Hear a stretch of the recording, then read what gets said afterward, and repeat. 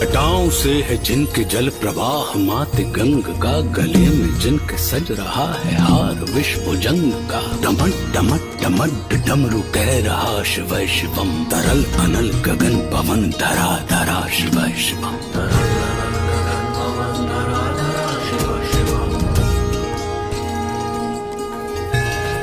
वे नंदनी के वंदनीय नंदनी स्वरूप है, वे तीन लोक के पिता स्वरूप एक रूप है। कृपालु ऐसे है कि चित्त जप रहा शिव शिवम, धरल अनल गगन पवन धरा धरा शिव शिवम। शिव जिसका ना आदि है ना अंत है, देवताओं का भी है, दानवों का भी है, असुरों का भी है, इसीलिए मन में कोई अहंकार भी नहीं है। स्वागत है आप सभी का the legend of Kashi Vishwanath में। शिव को पशुपतिनाथ भी कहा जाता है क्योंकि वो पशुओं का भी देवता है। उनके पास किसी भी तरह का डिफरेंशिएशन नहीं है, वो सबको समान आंख में देखते हैं। देवता को जिस रूप में देखते हैं उसी रूप में वो राक्षस को भी देखते थे और अभी दानवों को भी देखते थे।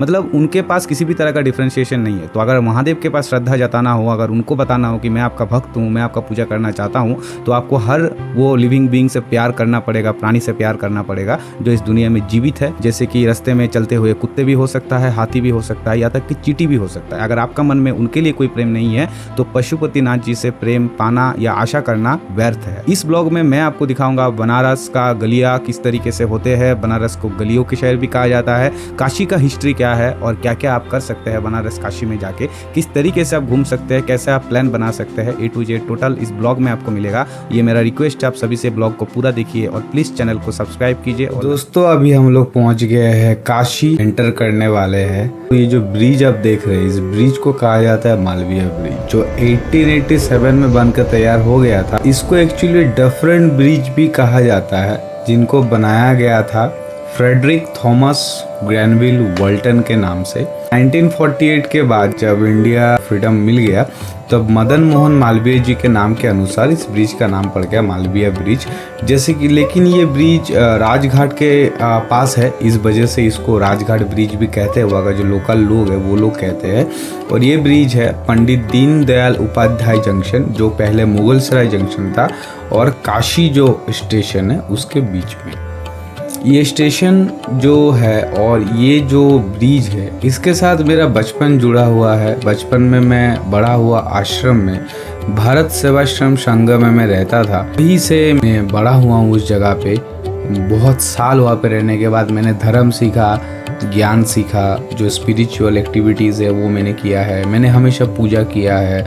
तो ये सपना था मेरा कि बनारस में जा सकूँ किसी के साथ या अकेले, क्योंकि यहाँ पे लोग आते हैं त्याग के लिए, मोक्ष के लिए, धर्म के लिए। ये शहर दुनिया का सबसे पुराना शहर है। लोग कहेंगे कि हड़प्पा है, मोहनजोदाड़ो है, लेकिन नहीं। अगर आप पुराण पढ़ेंगे, अगर आप वेद पढ़ेंगे तो आपको पता चलेगा। स्कंद पुराण, विष्णु पुराण या शिव पुराण, किसी भी पुराण में आप जाए आपको काशी का जिक्र मिलेगा ही। और ऐसा स्कंद पुराण में काशी के नाम पे एक अलग खंड बनाया हुआ है।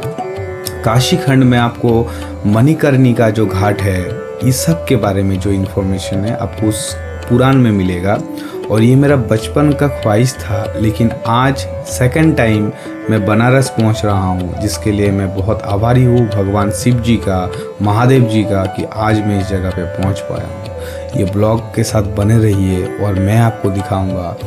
मैं तो बस एक निमित्त मात्र हूँ, उनका जो रास्ता उन्होंने बनाया उन पे चलने वाला एक सेवक हूँ। मैं आपको बताऊंगा कि किस तरीके से आप बनारस में घूम सकते हैं। वाराणसी जो नाम है ये क्यों हुआ और क्या क्या यहाँ पे चीज़ें हैं जो आप कर सकते हैं। लेकिन मैंने बनारस को जिस तरीके से जाना है, वाराणसी में अगर आपको घूमना है, रहना है, खाना पीना है और अपना ज़िंदगी को समझना है, जीवन को अगर आपको समझना है, तो एक दिन या 2 दिन में कुछ नहीं होने वाला। कम से कम 3 नाइट 4 डेज़ का प्लान आपके पास होना चाहिए। और अगर हो सके तो अगर आप बैचलर है तो आप अकेला आइए, बैचलर है तो अकेला आइए, लेकिन अगर आप शादीशुदा है तो अपना बच्चे को, अपना बीवी को लेके आइए।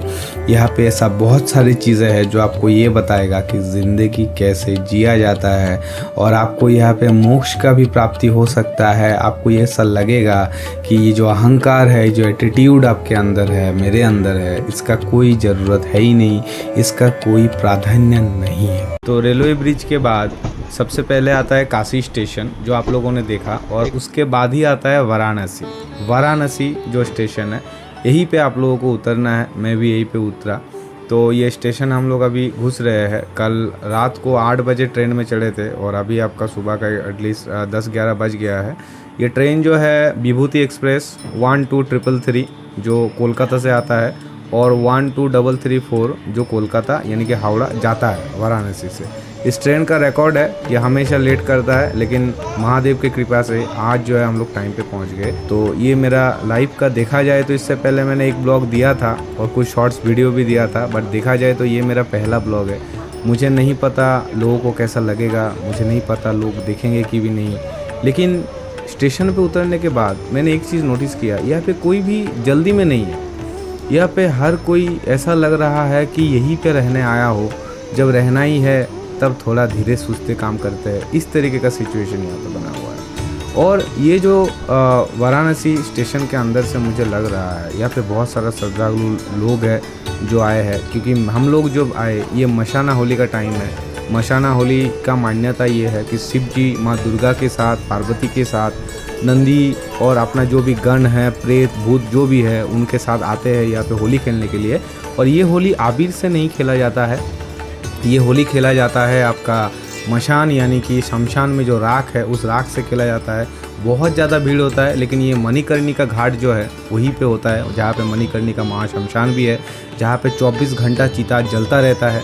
और इसी वजह से हम लोग इस टाइम पे आए हैं। मुझे ब्लॉग भी बनाना है और मैं पहली बार आया हूँ इस सिचुएशन में, लेकिन इससे पहले जब मैं छोटा था 8-9 में पढ़ता था, आश्रम में रहता था, उस टाइम में मैं एक बार बनारस आया था। आश्रम से हम लोगों को लेके आए थे, लेकिन अभी जब मैं आया तब मुझे ऐसा लगा कि बनारस बहुत चेंज हो गया है और स्टेशन बहुत ज़्यादा मॉडिफाई हो चुका है। मिडिल में आते वक्त हम लोगों को दीनदयाल उपाध्याय जंक्शन मिला था, जो पहले मुगल सराय था। और मैं आप लोगों को बता दूं कि इलाहाबाद जो था वो हो गया है प्रयागराज। ठीक है, तो वाराणसी से निकलने के बाद, स्टेशन से निकलने के बाद मैं यहाँ पे थोड़ा बहुत वाराणसी का जो शूट है वो करने का कोशिश कर रहा हूँ। ठीक है, शूट जो है ये करने के बाद हम लोगों को होटल भी ढूंढना है। अब जब बनारस आए हैं, काशी आए हैं, तब ऐसे वैसे किसी होटल में तो रहेंगे नहीं, और यहाँ पे आए हैं पूजा करने के लिए, भगवान का जो है अर्चना करने के लिए। यहाँ पे लग्जरियस होटल लेके मुझे लगता है कोई फ़ायदा नहीं है। अगर आप लोग यहाँ पे जाते हो तो यहाँ पे आपको गंगा किनारे 200, 300, 400 में डॉर्मेट्री मिल जाएगा, अगर आप सिंगल जाते हो तो, या दोस्त के साथ जाते हो। लेकिन अगर आप फैमिली लेके जा रहे हो तो आपको यहाँ पे 600-700 में बहुत अच्छा जो है होटल मिलेगा। तो उसके लिए आपको स्टेशन के बाहर आना है। बिल्कुल यहाँ पे आप देख रहे हो बहुत सारा टोटो खड़ा है स्टेशन के बाहर, आपको रास्ता क्रॉस करना पड़ेगा। उसके बाद आप टोटो करो, ऑटो करो, ठीक है। उसके यहाँ से आपको जो है 100-150 रुपया, 200 रुपया मैक्सिमम भाड़ा है। आप लेके सीधा चले जाओ गदोलिया। गदोलिया एक ऐसा जगह है जहाँ पे 4 रास्ता जाता है। एक रास्ता जाता है मोक्ष यानी कि शमशान की तरफ, एक रास्ता जाता है धर्म की तरफ, एक रास्ता जाता है काम की तरफ, और एक रास्ता जाता है भगवान विश्वनाथ जी की तरफ। तो हम लोग टोटो में उठने के बाद हम लोग जा रहे हैं गदोलिया की तरफ। हम लोग होटल ढूंढेंगे और देखेंगे कि किस होटल में रहना है, कितना प्राइस है, क्या है, नहीं है। मुझे लगता है कि 1000-1200 मैक्सिमम 1500 के अंदर में होटल मिलेगा, क्योंकि अभी मशाना होली का टाइम है तो सीज़न है, और सीज़न में होटल वगैरह का रेट थोड़ा ज़्यादा होता ही है। तो यहाँ पे आपको जो है कोई आपको ठग ना ले, जिस वजह से बार्गेनिंग करना बहुत ज़रूरी है।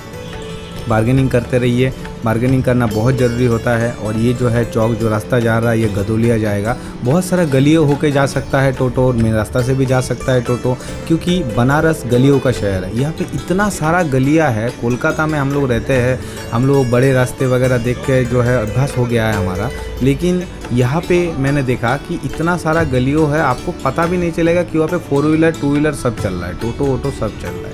तो इस तरीके से जो है हम लोग जा रहे हैं गदोलिया। तब तक हम लोग होटल ढूंढते हैं, तब तक आप लोग थोड़ा चैनल को सब्सक्राइब कर दीजिए और लाइक कर दीजिए। मिलते हैं गंगा किनारे, स्नान करेंगे, उसके बाद आरती के बारे में बातचीत होगा। तब तक के लिए बने रहिए हमारे साथ इस ब्लॉग में।